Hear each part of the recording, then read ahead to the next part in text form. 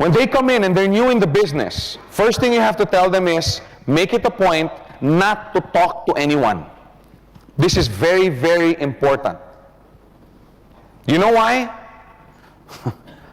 Because they're going to probably do a lousy job. Well, every time I had a new person in the business before, I would tell them, don't talk to anyone, Harun. Why? Don't you trust me? No, I don't. But it's true. The guy probably won't be able to present the business effectively.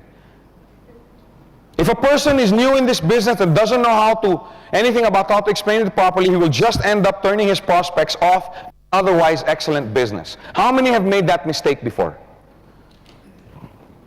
You have no idea what to present. Yeah, you know, in Gold Quest, because there's these circles, and then after the circle, there's this bicycle. I don't understand the bicycle thing, but if you bicycle properly, they give you 2-4. No, I'm not interested. You're not? Why not? Then they wonder why they can't show people why this business is so good. And what happens when you turn somebody off? It's really hard to ever sit them down again and get them to listen. You see what I'm saying? Once his defenses are up, that's it. And that's the reason why you should tell them, don't talk to anyone. Oh yeah, but I want to talk to my cousin. Yeah, make sure I'm there with you. But Joe, I don't know anything about the business. Hey, if you don't know anything about the business and you have people around, you better start learning. Many people get turned off simply because the program was not explained properly. How many were turned off at first? When this business, come on, I know there's a few more out there. Because I was. When this business was first presented to me, I was very turned off. How many here? Come on, be honest. You have to be honest, guys. That's it. Because it wasn't explained properly, right? I've heard it so, you know, if this was explained to me before, wow, why wasn't this explained before? Tell your new referrals, don't talk to anyone unless you are there with them, in order that you may explain the business properly.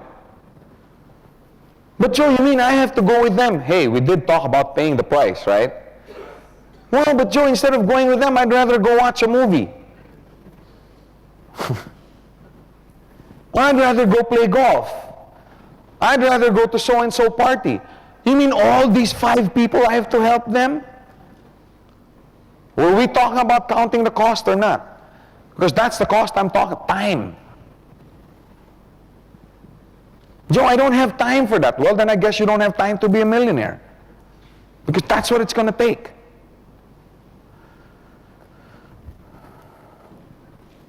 Oh, in order you may explain the business properly. Joe, I don't know how to explain the business properly. Then you have no business doing this business. If you don't take the time out to learn how to explain this business properly, you have no right. As far as I'm concerned, I'm sorry. I told you I'd speak the truth. If you don't take the time out to learn how to explain this business properly, you have no right to do this business.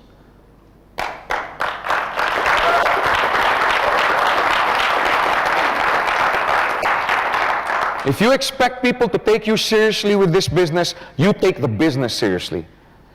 One of the first skills you're going to need is learn how to present specifically for this purpose. So that when you take somebody into your organization, that you have the necessary skills to fulfill your responsibility of caddying and helping these people out. If you're not willing to help these people out in your organization, you have no reason and no right to bring them in. You have a responsibility to these people. Another thing that you must learn is what we call the home meeting. And we call them the home meetings because they're usually held at home. So we couldn't think of any other heading for this topic.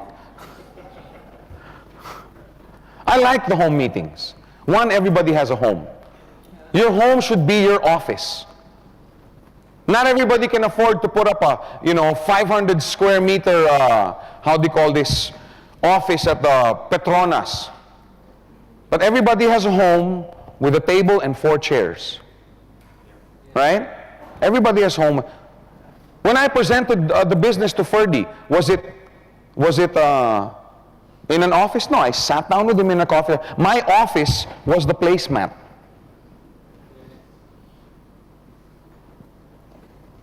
When we presented the business to Dave and his friends, our office was the Pizza Hut table. In fact, when I started getting involved in this industry, not just with Gold Quest, I've been here for about 10 years. The first thing I did was got a bigger house with a bigger living room. You know why? Because of this, the home meeting.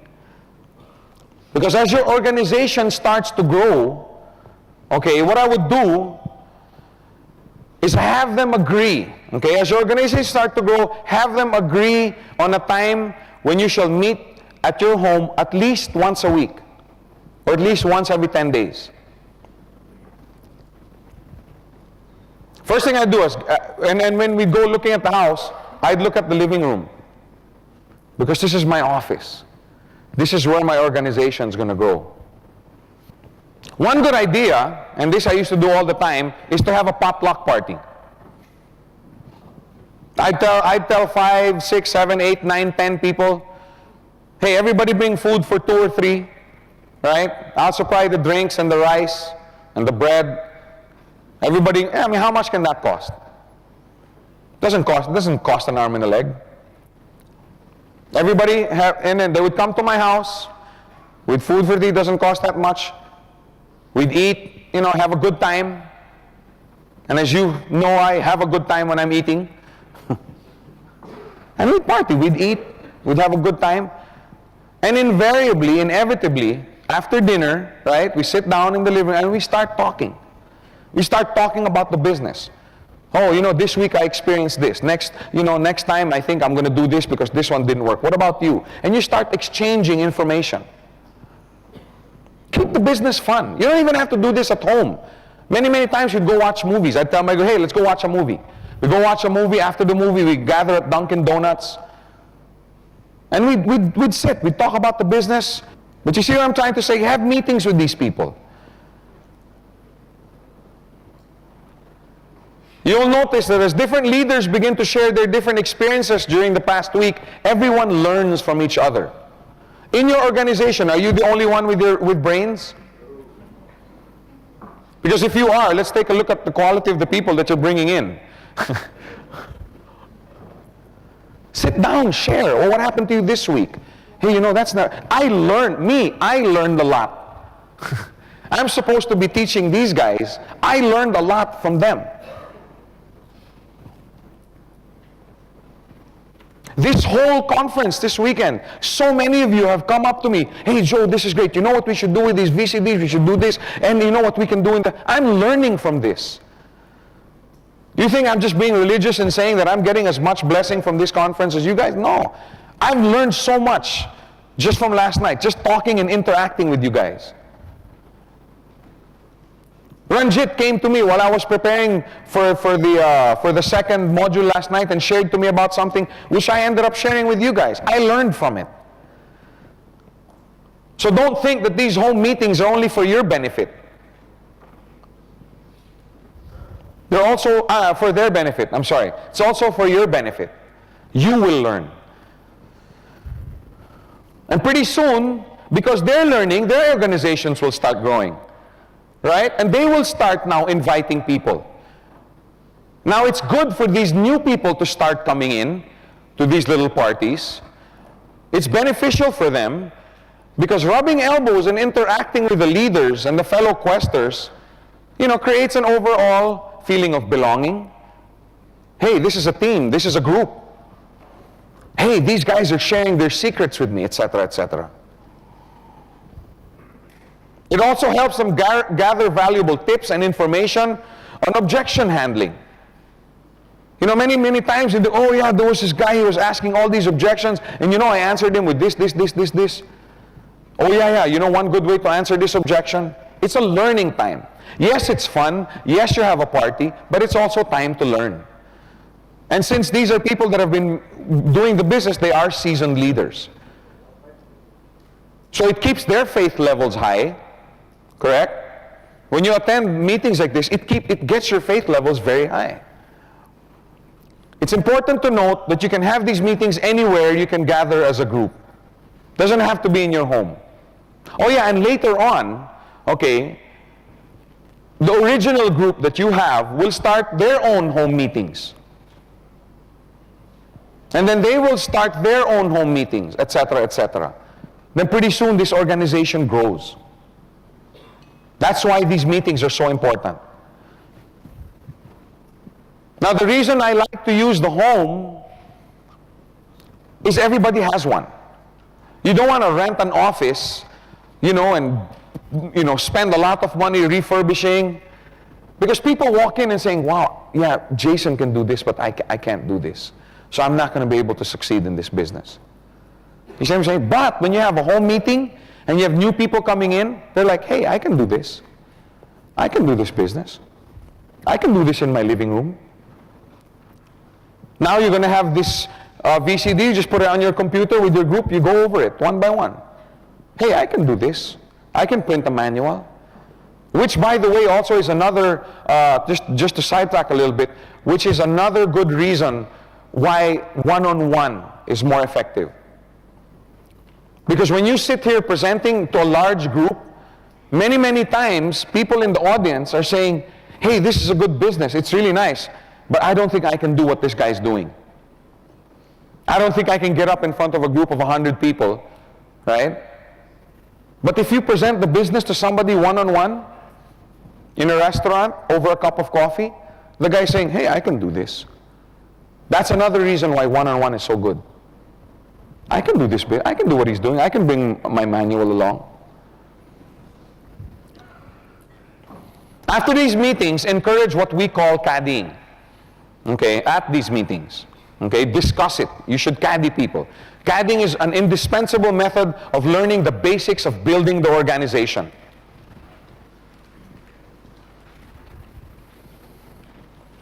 In golf, you have the caddies that help out the golfer, right?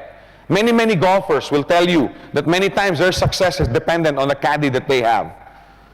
Because you think the caddy just gives him the clubs? No. They sit down. What are the wind conditions? What's my lie? What club should I use? Well, how will this affect? And the caddy gets involved with all of this. What's the exact yardage from here to the pin? The same thing in this business. You sit down with your leaders and, okay, what do you need from me? What do you need me to support you on this? What's this? What's that? That's caddying.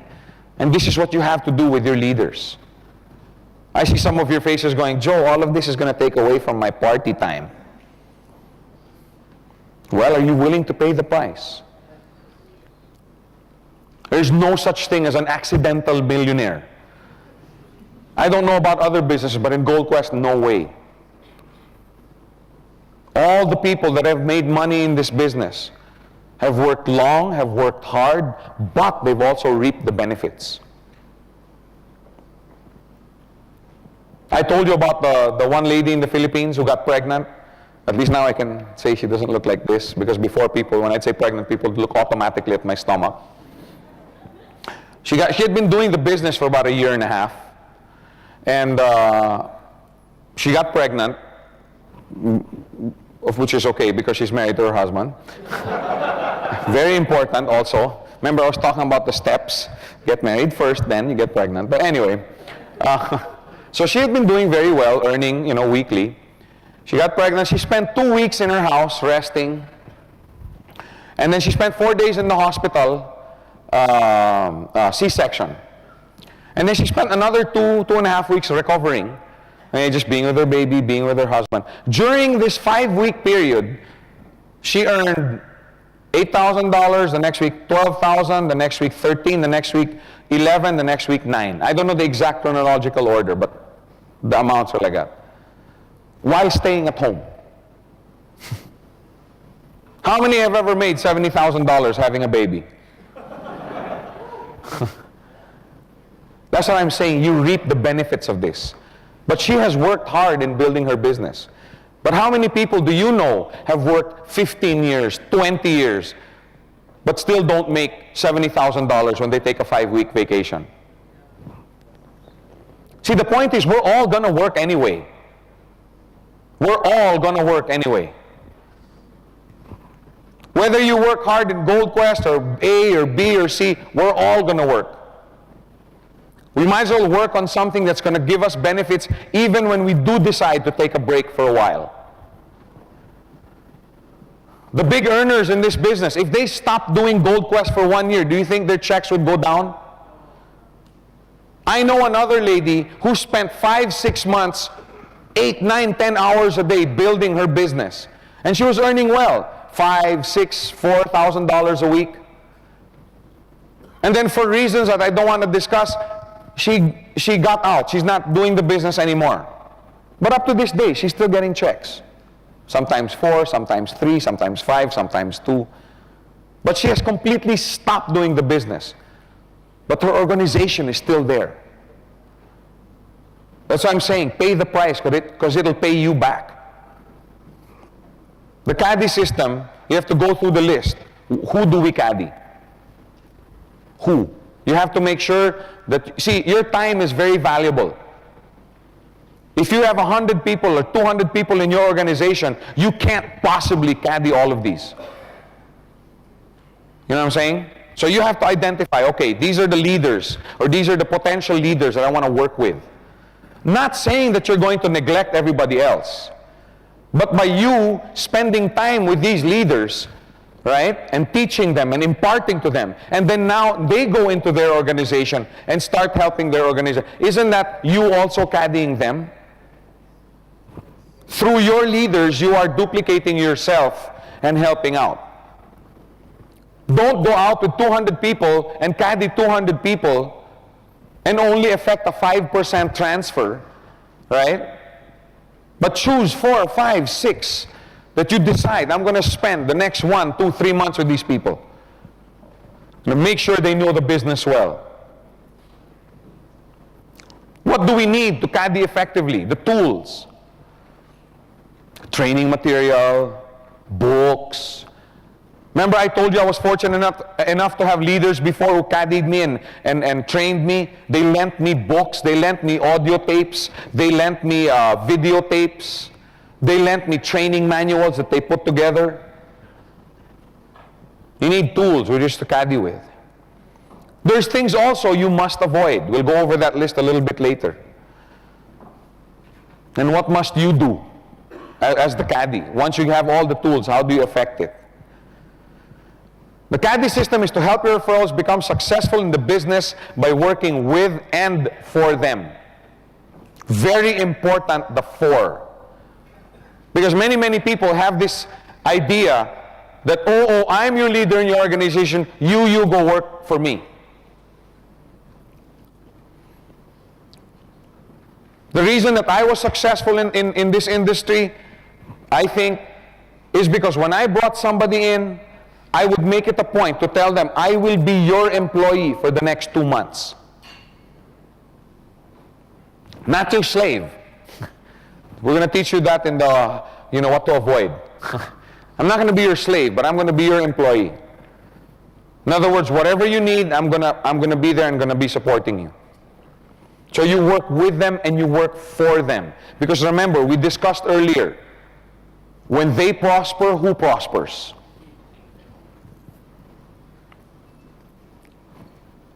Caddying entails nurturing.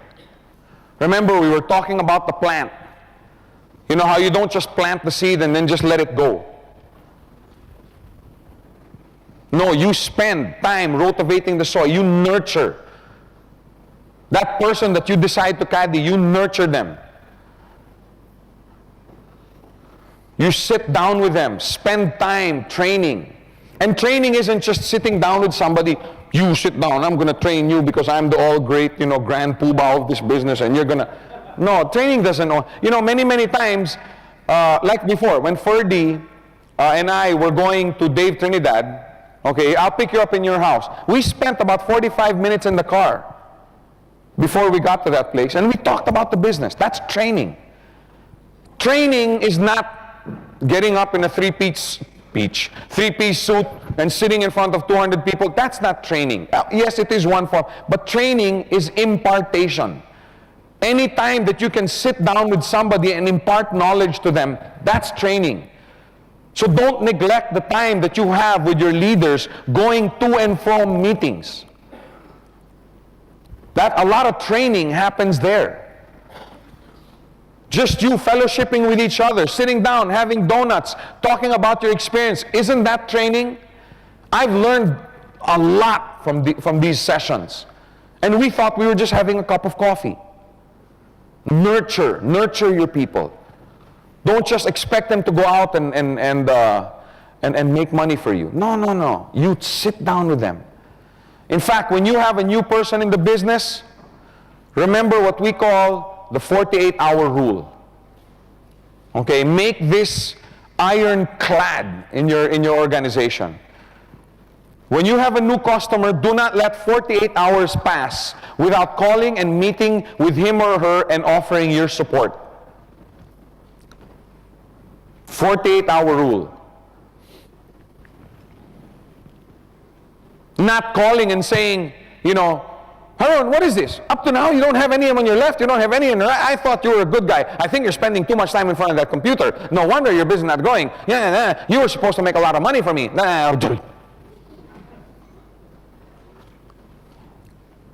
That's traditional. When you're a boss and he's your employee, when you're paying his salary, you have the right to call him and say, Haroon, you're not taking care of your business, blah, blah, blah, blah, blah, blah. You see what I'm saying? You are not the employer. Remember that. Yeah, but he's under me in my organization. Shouldn't I tell him what to do? If you know what you're talking about, yes. Calling to support means, Haroon, you came in either direct or indirect. Can we meet up? Do you need anything? Do you need me to help talk to some people for you? You see what I'm saying? Support. This is my number. This is my hand phone number. This is my home phone number. If you ever have any problems, give me a call. If you're sitting in front of your cousin or your friend and they have an objection that you can't answer, just give me a call and I'll talk to them. Remember, that's what we were talking about last night? But Joe, you mean I have to give my number out? You mean all these people are going to be calling me? Hey, are you going to count the cost or not? Are you willing do you want to be called 10 hours a day? I do. You know why? Because that means my organization is vibrant. They're hungry for knowledge. They're hungry for input. If nobody's calling you, in Manila, I would have a beeper and a hand phone. I'm telling you, when that hand phone or that beeper doesn't beep I get worried. I get worried. What's wrong? What's wrong? How come nobody's calling me? How come nobody's asking me for meetings? It takes time to do that. You have to be willing to pay that price.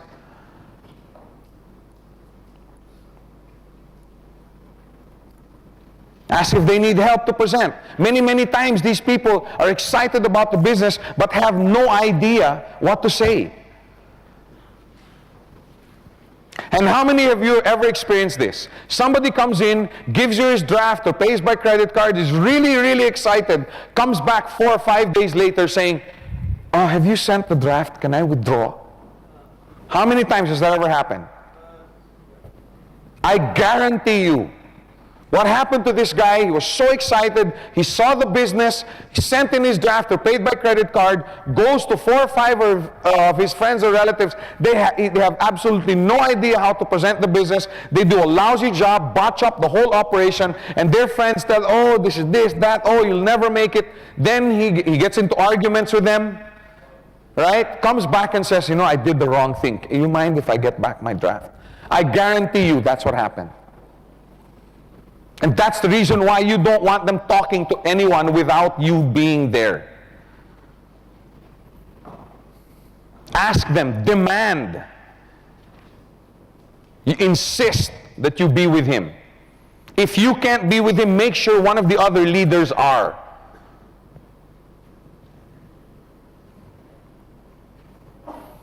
Ask if they need some help on answering any objections. You can call, yeah, Harun, there's this guy, I had a hard time with him. Why? What happened? Blah, blah, blah, blah, blah, blah, blah. Okay, the next time this comes up, this is how you answer this. The next time that this comes up, this is how you answer this. You see what I'm saying? Don't just hang up the phone. Oh, man, you must have done a lousy job. You better go train. Hey, who's supposed to train them? Whose responsibility is it? Encouragement. That's so important.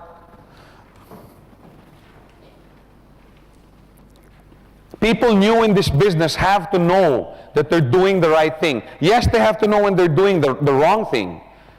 If he's doing the wrong kind of presentation, if he's presenting the business wrong, yes, it's your job to sit down, and talk to him and tell him what he's doing wrong. But it's also your job and your responsibility to make sure that his faith level keeps high. Encourage him. Isn't it nice to receive encouragement? Isn't it nice? You have no idea how it makes me feel, how it makes Patrick feel. When you guys come up to us and say, hey Joe, great job, we're enjoying this. It means a lot. It's the same for the guy just starting out in the business. If it feels good when people encourage you, it's going to feel the exact same way. You should build a culture where everybody edifies and encourages each other.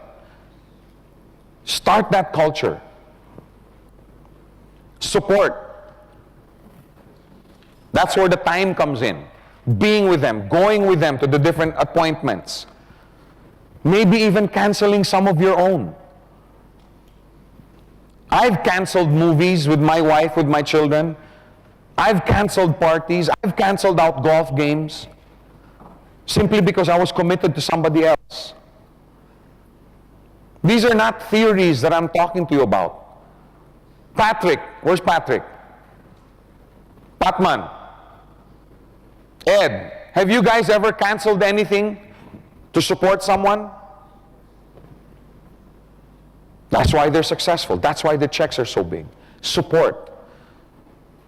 Joe, there's this big group, they're coming in, and I'm really excited. They want to talk about the business. Can you come here Friday night, 7 o'clock? Oh man, I can't. I just bought my tickets to the Gladiator and I can't. How many have ever done that? Now, there's nothing in the policy and procedures book that forces you to be there.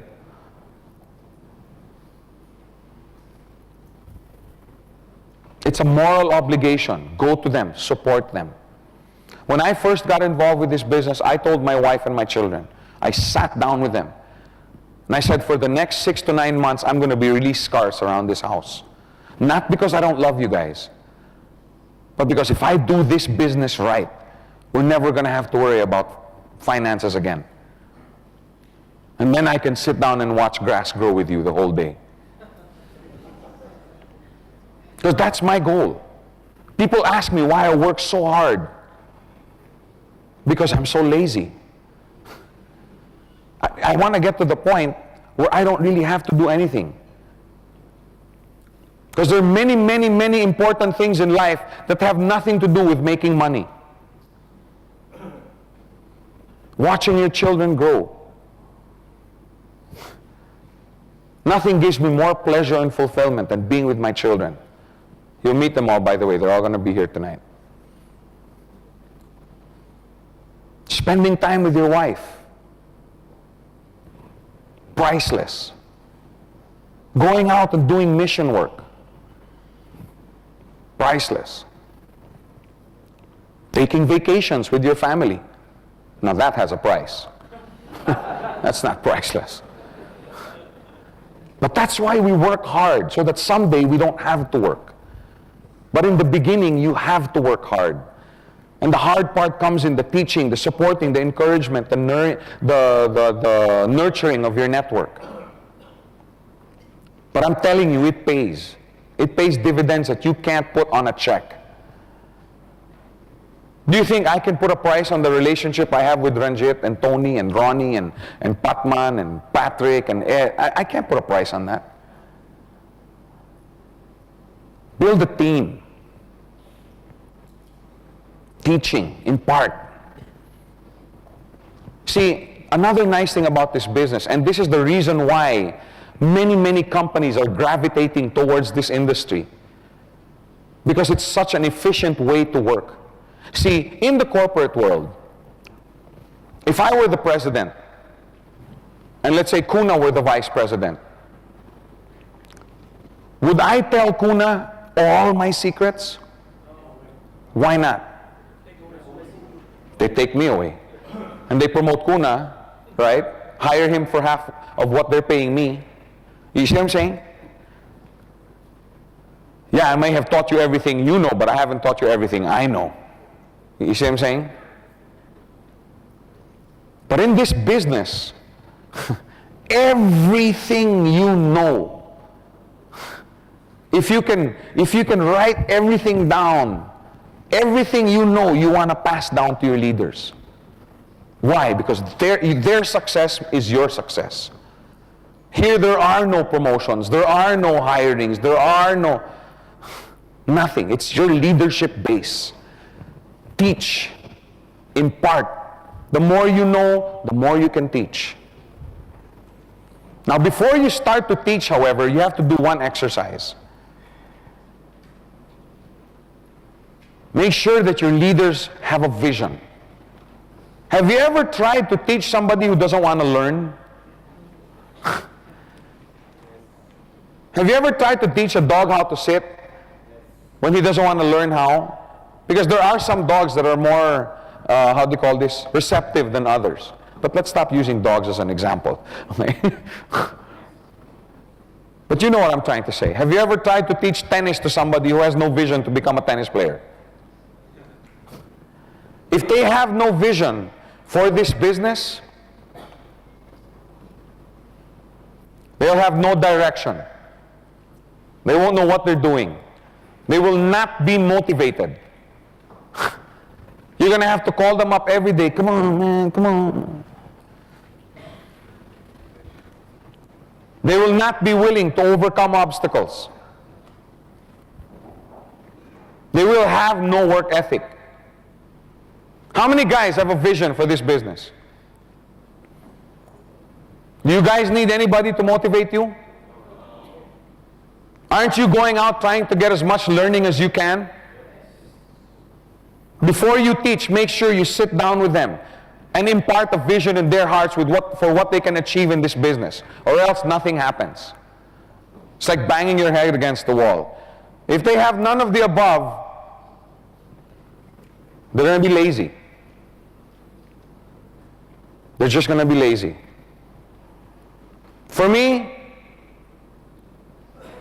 there's no such thing as a lazy person. Only a person with no vision.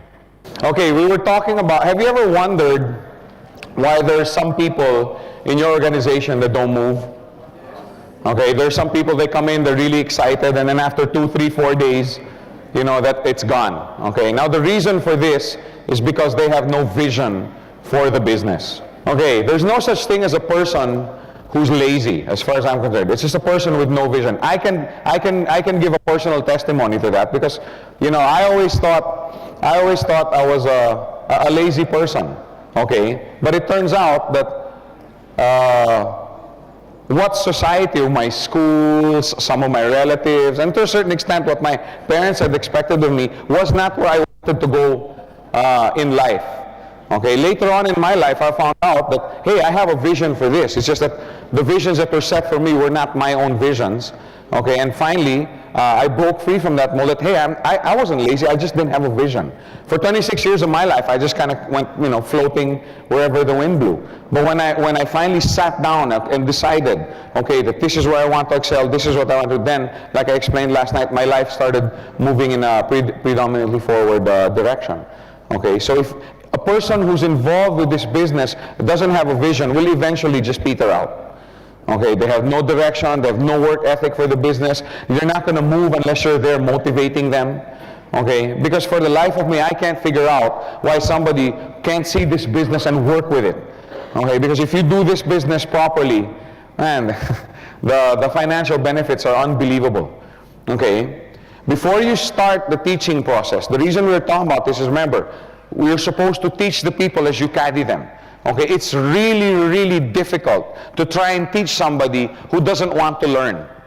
Okay, it's also like banging your head against the wall. So before you start the teaching process, sit down with your potential leaders and make sure, remember, we discussed earlier that, you have to sit down and identify who you're going to caddy, who you're going to take care of. Okay, sit down with them, whether individually, or as a group. Sit down with them and make sure you've gone through the process you have gone through that gave you your vision. Okay, sit down with them. Make sure that they have identified their compelling reasons and their burning desires for doing this business. Okay, because remember, you want people that are like you. Go-getters, prime movers, people who will do everything they can to make sure that this business will work. Okay, and the way to do that is impart a vision in their heart. Not your vision, but their vision. Okay? Now the reason I went through my compelling reasons and burning desires last night was basically to show, because you heard everything that I said. How many have basically the same compelling reasons? Right? How many have the same visions? In other words, what I'm trying to say is we're all the same. Whether you're Malaysian, Canadian, Russian, American, Filipino, we're all the same. We all want to, work so that our family benefits. We're all gonna cry at our daughter's weddings. You know what I'm saying? We're all the same. We have the same visions. We have the same wants. We have the same desires for our family. Just by you sitting down and discussing your vision with somebody else will help revive and bring to the surface his own visions. As I was discussing my compelling reasons and burning desires with you guys last night, were you not, hey, me also, didn't it help you, make your own at least mental list of what your visions are? Many, many times this impartation of vision comes from just the fact that when you go make a presentation to someone and you're driving and you're saying, hey, in this business, if I work this hard for 2 years, in 2 years I can be financially free. Just by you describing your vision gets him thinking about his own vision. You see what I'm saying? You can use your vision to inspire them to derive their vision. So sit down with them. Make sure that they have also written down their compelling reasons and burning desires. If you take the time to do this, then you don't have to motivate them. If you take the time to sit down and make sure they have their own vision for the business, you don't have to keep motivating them anymore. That's why when I first started this business, my phone was ringing off the hook. Because we used to spend so much time. Patrick, how many nights did we spend going into early morning, 2, 3, 4 o'clock with TG, with Rico, with Donna, sitting down discussing what we wanted to do with this business, and sitting down and doing that with their leaders. That's why the next day and the weeks, the phone would be ringing off the hook because I don't have to motivate them anymore. They're all internally motivated. Think about the people in your organization who are deadbeats, aren't doing anything. And I guarantee you that these guys have no vision for the business. They probably came in because they were either deceived or lured to come in, which we will take up tomorrow, or they were promised that they won't have to do anything and you or your leader will build a large organization for them. In other words, they have no vision for the business. They're not willing to pay the price. Take the time. Nurture them into that vision. Encourage them into that vision. When they have a vision, they'll want to learn on their own, even without you there. You all know Eric Clapton, right? Especially these two guys over here. They were doing an Eric Clapton medley last night. But this guy, he's one of the greatest guitarists, greatest rock guitarists, of the modern times. But he doesn't know how to read notes. He doesn't know how to read a single note. But man, he can play like nobody else. He can play like Eric Clapton.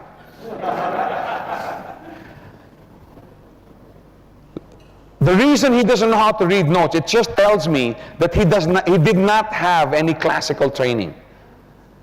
For whatever reason, whether his parents didn't support him or his parents wanted to but could not afford it, or they didn't have a teacher in their neighborhood, for whatever reason, it's obvious to me that Eric Clapton did not have a classical teacher to teach him the classical methods. Because the first thing they teach you is how to read notes. That's the first thing they teach you. So just the fact that he doesn't read notes tells me that he didn't have this classical training. But still, deep inside, the guy wanted to be a guitarist. Maybe he didn't want to be the greatest guitarist ever, of which he is one of them now. Remember, I told you your visions change, your goals change. But he had a burning desire to play guitar good. So it also tells me that even though he didn't have education at his fingertips, he made sure that he learned how to do it himself. You see what I'm trying to say? Because he had a goal, he had a vision. I know somebody who's a great drummer, and when he started drumming on pots and pans. He would study drummers on TV, from music, from the stereo. And he had pots and pans. He didn't have a drum set. But he made sure he learned how to do it. Don't you want those kind of people in your organization? People who will call you at 11 o'clock at night, Jason, I can't sleep. Because you know why? I gave a presentation, it didn't work. I want to know how. Can you teach me how to make it better? Would you be bothered by a phone call like that? If you want people like that, give them a vision for the business. Then you don't have to motivate them anymore. They'll motivate themselves. And since they're internally motivated, it's very easy to teach them. They're very open. It's really hard. It's a hard thing to do, to try and teach someone who doesn't want to learn. It's frustrating. But on the other hand, it's so fulfilling to teach somebody who's like an open book. You tell me what I have to do and I'll do it. And finally, after the teaching process, make sure they have their vision. It's very important. You have to inspire them. Not just with nice words, not just with, sayings from books and stuff like that, although it helps. Encourage them with you. You should be an inspiration to them. Your example, your commitment to them, your support for them should be an example. That should inspire them. Number one, inspire them to achieve heights in this business that they never thought possible. And it should also inspire them to be an inspiration to others. That's all part of the caddying process. These are the kind of people you want, fully supported, with vision. Now, there are some things you must avoid, when you caddy someone. It doesn't mean that just because you want to support someone and make sure that he grows in the business, you give away the farm to this guy. Okay? Making yourself available at all times. Now, this may sound like a contrary statement to what we're saying earlier about spending time with them. But let them know, that time is valuable. Don't call me at 1:30 in the morning and I'll be there in 5 minutes. You don't want to be his slave. You want to be his employee. Let him know that, one, my time is valuable. Let's schedule our things. Let's schedule our meetings. Don't call me at 1 o'clock in the morning and expect me to run and make a presentation for a friend of yours. In fact, this is a mistake that many, many people make. Come on, Leslie, you just come in. You don't have to do anything. You just give me the names of all your prospects and I'll call them for you. Have you ever done that? In your exuberance and your enthusiasm to do this business, have you tried calling people? Don't do that. It doesn't work. I will tell somebody that I'm caddying, Harun, I will present to as many people as you want me to on one condition, that you are there with me. Now the reason for that, so remember, you want to teach, you want to impart. The first reason for that is the best way to train the person that you're caddying than letting him see it over and over again. Right? That's number one. So he can learn the presentation process. Number two, as his friend asks objections and you start answering them, he also starts to learn how to answer objections. And sometimes objections that he may have had but was too ashamed or too embarrassed to say, right? when you answer them, it also gets answered in his mind, so it encourages him more. But finally, the third and most important reason why Harun has to be there when I talk to his friend is his friend doesn't trust me. If Harun gave me, excuse me, I don't know your name. Raminda. Okay, call up Raminda and tell her, you know, you want to show her a business. And I call up Raminda, and Raminda, Harun told me to call you up. What are you going to think? Are you going to go, wow, I want to meet with you tomorrow? Or are you going to be, why? Why are you calling? Or who are you? Yeah. And why are you calling? In other words, suspicious. You see what I'm saying? It's not an open thing. And finally, if you do break through that wall somehow and are able to sit down with Raminda, maybe Harun will call, Raminda, meet with Joe. I can't be there, but meet with Joe. And I sit down, you're not going to trust me. Right? Who's this guy? Right? You're not going to trust me. Now, I'm not saying that you're never going to be able to present to somebody who you don't know, but the probabilities of this person responding to this business gets lower and lower. But, if Harun calls up Raminda, Raminda, I'm going to set up a meeting, I want you to see this business, okay, an associate of mine is coming with me because I don't know how to present it so well yet, because I just started in it. I mean, tell the truth. So let's meet Tuesday lunch. Is that okay with you? What's it about? Never mind. We'll tell you during the meeting. So finally, you sit down with Raminda. Raminda trusts Harun. You do, don't you? Now, obviously, Harun trusts me, because if not, he would have never brought me in front of Raminda. So because of our association, Raminda will also trust me, at least for the time that Harun is there with me. But you see what I'm trying to say? That's why it's important that he is there with you. Okay? Because right away it breaks down barriers, it breaks down walls. But that's what I'm trying to say. Making yourself available at all times, avoid it. Yes, I'm available, but you have to be there with me. You want to be their employee, support, not their slave. Okay? In other words, yes, I'll make myself available, but there's a price to pay. You have to be with me. Yes, I'll make myself available to train your group, Harun, but you have to be there with me, and it can only be on Thursday afternoon because I have another group that I'm meeting with. Because believe me, if you how do you call this? If you just make yourself available at all times, then they get spoiled. They'll take that time for granted. Your time is valuable. It's the number one capital that you have in this business. Guard it. Make sure that you don't waste it. Doing your presentations without referral in training. In other words, your referrer who you're training. Okay, don't do that unless he's there for the reasons that we've already gone over. CADIA, a direct or indirect TCO who has not completed the basic training course. Now, before this VCD, it's very hard because you have to get to the basic training course. But now, when all of these things are going to be on video or VCD, you can sit down with Raminda and say, yes, fine, Raminda, I'm going to CAD you, but before we start, I want you to watch all of these VCDs. That way we're talking the same language. Yeah. Can you help me? Can you make sure my organization grows? Yeah, but we have a basic training meeting in my house. No, I can't. I'm going swimming. Well, look, if you're not willing to spend time getting basic training in this course, then I don't have time to CAD you. Remember, you have to choose the people that you're going to work with. You have to choose these people. Your time is an asset. Your time is valuable. Essentials in CADing, a 3-point guideline to create maximum effect in your organization. Identify the time and date you will allot for each of your potential leaders. Okay? There has to be specific time, specific place. And you have to have a specific reason why these times are set. I know somebody who would meet in Manila. We were having big bombs, rooms. Sometimes we'd have 1,000, 1,200 people. And one of the leaders there would meet with his leaders after that meeting.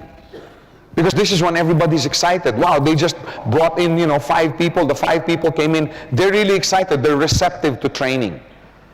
You know what I'm saying? Don't meet with somebody, for example, right before they're off vacation. Let's say they're leaving for outstation at 5 o'clock. Don't meet with them at 4. Because they're not thinking about this meeting with you. They're thinking about their vacation. Okay, so make sure that you choose the times carefully. Identify potential leaders who you will caddy. Ideally, it should be between 2 to 5 people. But Joe, you said to train leaders. Yes, but you can't train 50 leaders at the same time. Why do you think all GMs, all CEOs, all managing directors, all generals, how many people do they have directly under their responsibility? Not directly. 4, 5 people.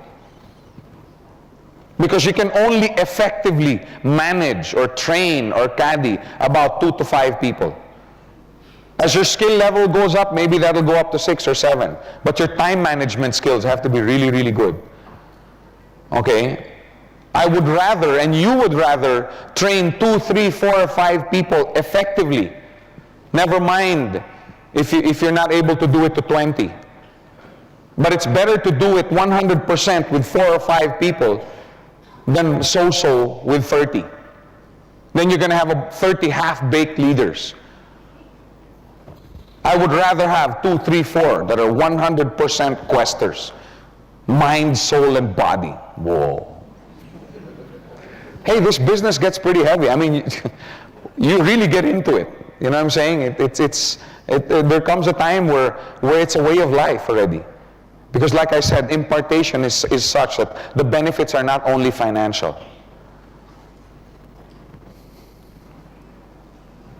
Set a planning session with the people that you're going to caddy. Explain and reinforce the purpose of caddying. They have to know why they're going through this process. Okay, if you notice, I take great pains in the seminars and the trainings to explain why we're doing this.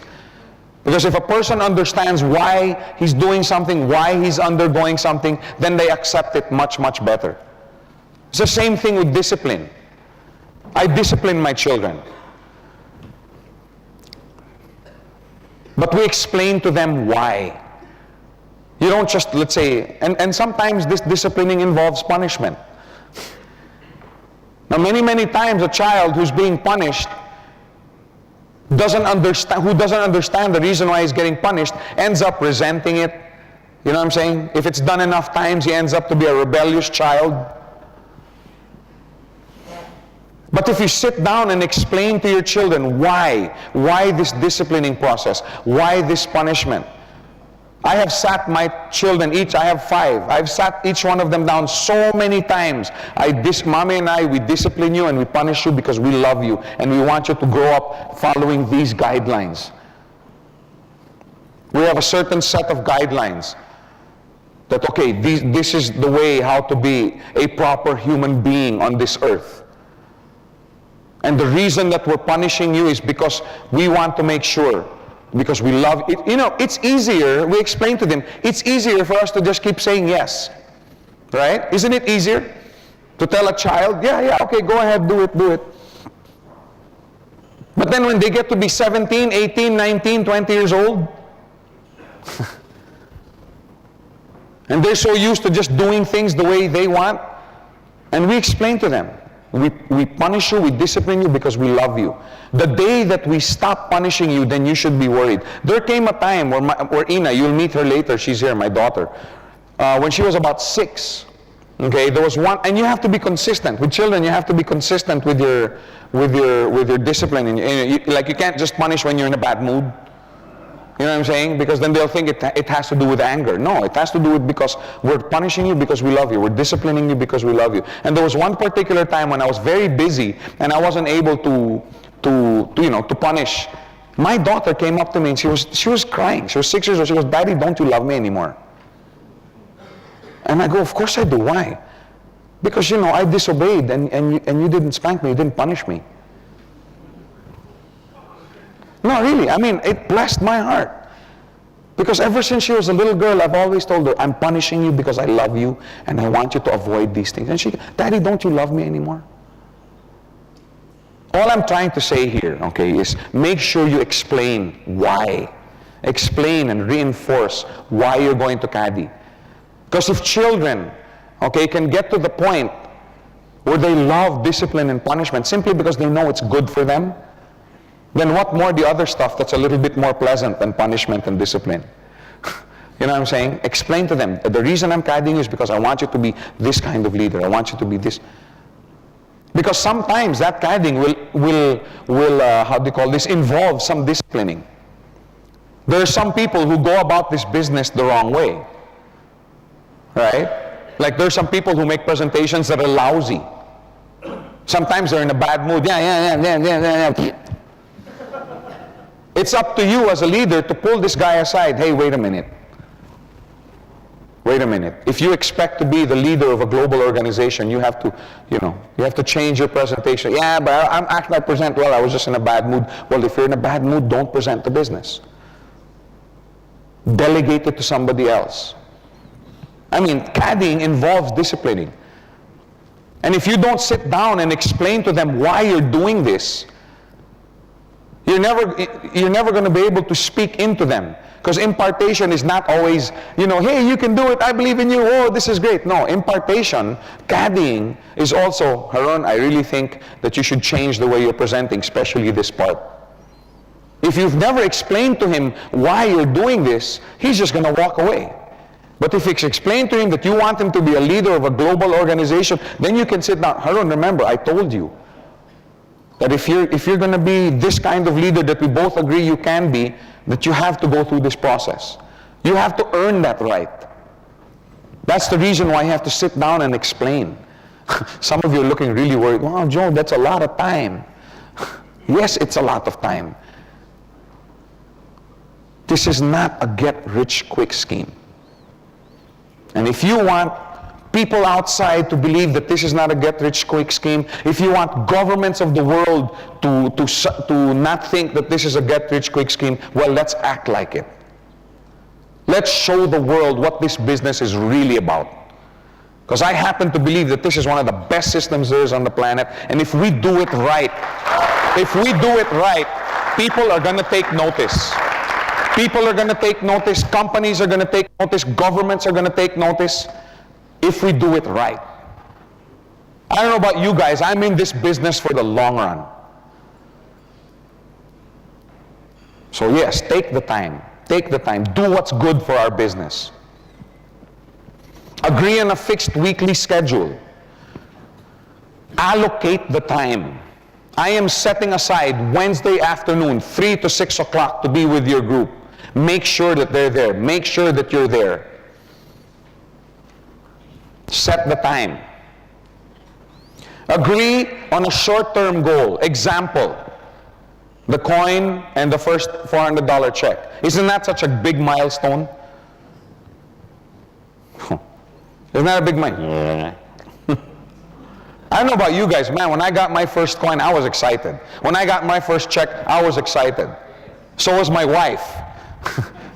Remember, it became our coin and our business. So you want them to reach that milestone for 2 reasons. Okay, number 1, when they earn their coin and their first check, wow, this is real. This business is real. Before it was all theory. Okay? But then when you receive your coin and your check, it's like, whoa. Especially when you cash your check and it doesn't bounce. Now, doesn't that really enforce? You see what I'm saying? So number 1 reason is to reinforce. Okay, not that they doubt. Okay, by the way, we've never had a check that bounce, so. That's the first reason. So they get excited. So they get motivated. Okay. Number 2, okay, this is a testimony business. Can you imagine somebody coming, Haron, man, I got to tell you, this is a great business. This is fantastic. And you also, sir, I want to tell you about this. Can I see your coin? Actually, I haven't earned it yet. Can I see your first check? No, I haven't earned the check yet. How long have you been in this business? Well, only about 2 years. Do you think this guy is going to have any credibility? But if I come up to her and say, Harun, this is a great business, blah, blah, blah. Oh yeah, that sounds great in principle. But have you ever gotten your coin? Oh yeah. I earned it after my 3rd week. Oh yeah, what about the check? Yeah, on my 6th week, I got a $400 check. In other words, he's got something to say. He's got something to testify about. Who has a bigger testimony? The guy who's earning $400 a week or the guy that's earning $20,000 a week? That's why, set the goal. Okay, Harun, by when? I'm going to do everything I can to help you. But by when? Okay, it should be by the X week, we earn your coin. By the Y week, we earn your check. And then you sit down and make sure that you do everything you can that goal is fulfilled. Again, for his benefit and for his testimony. When he gets his coin, when he gets his check, all the people that were doubting him, all the people that were doubting the company, all of a sudden they're like, hey, wait a minute. This is a company that delivers. This is a system that works. So all the no's, little by little, start turning into yeses. All of that happens by your leader earning his first check and his first coin. And oh yeah, hey, by the way, does that benefit you any? Yes. Because that's also volume on your left or on your right side. Get them to commit to the plan and to the goal. You shouldn't be the only one committed to making sure that he earns. He also has to have the same commitment. If you've sat down with that person and they've established their goals, their vision, you've established with them that, I'm going to meet with you. In other words, if they know what they're doing, it should be very, very easy to get them to commit to the plan and to the goal. It shouldn't be too much hard work. To commit simply means to act upon. In other words, when this guy commits, he has to act upon that commitment, act upon that goal. He has to appropriate time, appropriate effort for it. He has to entrust himself to the system, to your system, to the system that Gold Quest has put up, that it's something that's going to be delivering. That's why I'm willing to commit. And he has to confine his efforts. What I'm talking, focus. Let's focus on this goal. That's what the word commitment means. Don't take it lightly. Now let me end by allow me to challenge your imagination a little bit. Okay? Can you imagine having an organization, okay, imagine your organization like this, okay, and it's composed of these individuals. You have on your left, number 1, Dave Trinidad. You have on your right, number 2, Ranjit Singh. Would you be a happy camper? Yeah. Do you think you would have qualified for your coin? Yeah. But that's not it. That's not it. Can you imagine number 3, you have Patrick Zuniga. And then on your number 4, you have Patman. I couldn't pronounce his last name, so I just put down his... Number 5, you have Ronnie Wong. Number 6, you have Muhammad Isa. Now, do you think that this tracking center would be one that would be collecting a weekly check? Huh? Is this something that you would like to do? Now let me ask you guys, what would you be willing to give for an organization like this? How long would you be willing to work to have an organization that looks like this? What price would you be willing to pay to have an organization that looks like this? And surely you wouldn't mind having these individuals in your... See, because these leaders are going to produce other leaders. Can you imagine further down in your organization, you have Tony Kong. Then you have Anan. You have Donna Imson. Then you have Ferdy Tolentino, T.G. Quintanar, Rico Owi. All these guys are the VT members. These guys are committed to this business. These guys are 100% living, breathing, dreaming, eating Gold Quest.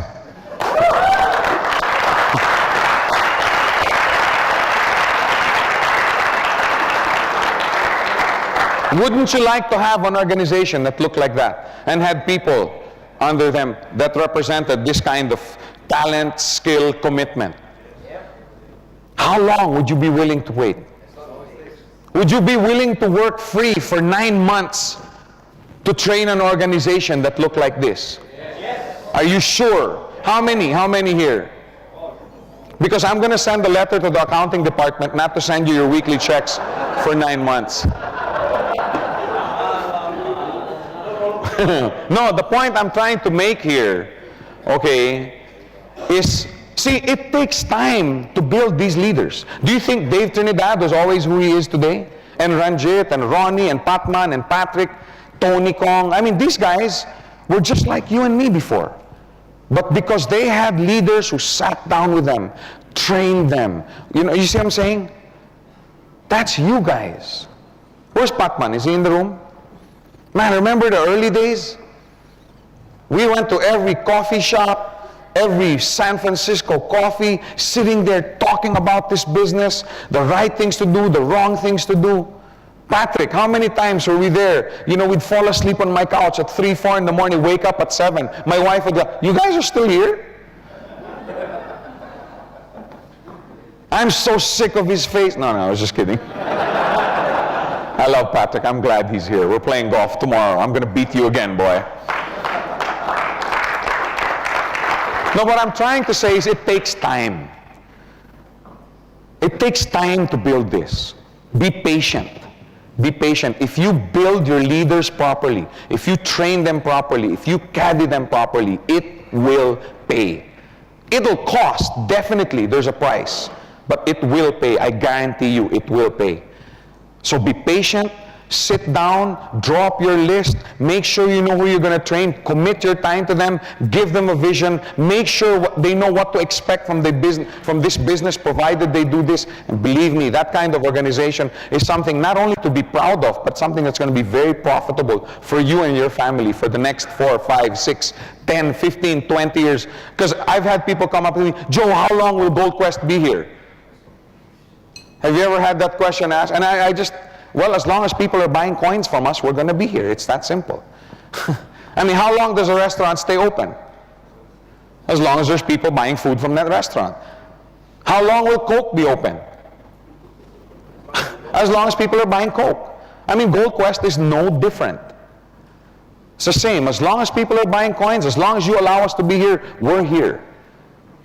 So when you set up an organization that looks like this, believe me, as long as Gold Quest is on this planet, you're going to be making a very, very good income that will last for you and your family for many, many years to come. But it takes time.